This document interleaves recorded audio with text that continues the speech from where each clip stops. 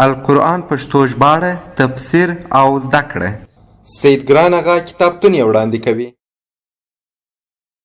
بسم الله الرحمن الرحیم. شروع کوم په نامه د الله جل جلاله چې ډیر زیات مهربان او پر رحم لرونکی دی. قال إني أعلم ما لا تعلمون. وویل الله جل جلاله بېشکه زه پوهېږم په هغو اسرارو چې تاسو پرې نه پوهېږئ.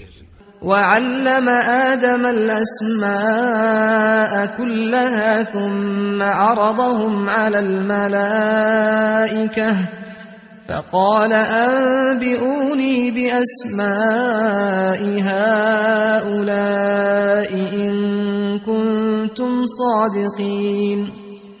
قالوا سبحانك لا علم لنا إلا ما علمتنا إنك أنت العليم الحكيم.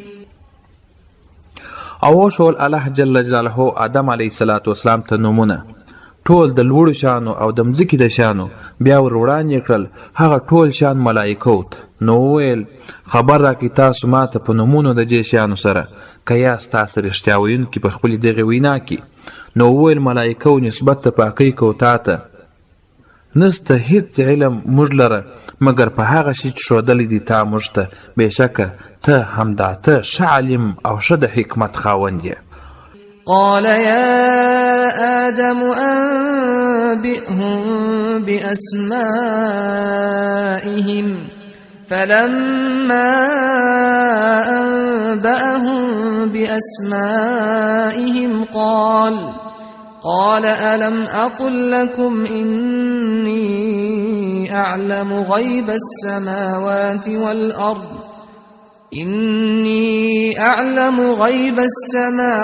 والأرض وأعلم ما تبدون وما كنتم تكتمون. ویل الله جل جلاله ای آدم علیه السلام خبر کړ دوی په نومونو د دې شیانو.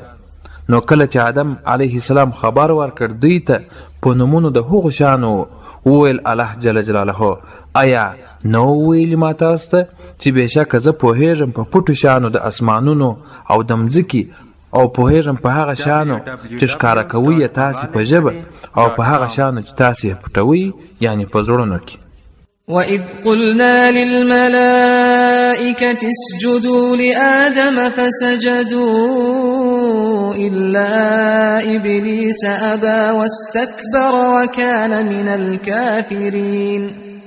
او یاد کړه ای محمد صلی الله علیه وسلم کله چې وویل موږ فرشتو ته چې سجده وکړي آدم علیه السلام ته د تحیې نو سجده وکړه دوی ټولو مګر سجده ونه کړه ابلیس منع یې راوړل د سجدې څخه او لویي یې وکړل او دی د پخوا څخه د کافرانو. وقلنا يا آدم اسكن أنت وزوجك الجنة وكلا منها رغدا حيث شئتما ولا تقربا هذه الشجرة فتكونا من الظالمين. او ویل موږ ای آدمه و اوسېږه ته او ښځه ستا په جنت کې او خورئ د میوو څخه د جنت پرېمانه هر چیرته چې مو خوښه وي او مه نږدې کېږئ دغه ونې ته د خوړلو دپاره نصیبه د ظالمانو څخه. فأزلهما الشيطان عنها فأخرجهما مما كانا فيه وقلنا اهبطوا بعضكم لبعض عدو ولكم في الأرض مستقر ومتاع إلى حين. نو پس وشویول دی دواړه شیطان د جنته نو ویستل دواړه له هغه جنت څخه چې ودی په هغه کې او وویل موږ چې کښته سئ حال دا چې ځینې ستاسو به له ځینو نورو سره دښمنان وي او ستا تاسو ته په ځمکه کې ځای د هستوګنې او اسباب د ګټې اخیستلو تر یو وخته پورې. د قرآن کریم د پښتو ژباړې تفسیر او زده کړې لپاره زموږ چینل سبسکرایب کړئ او څنګ ته یې د زنګ پر سویچ باندې کلیک وکړئ.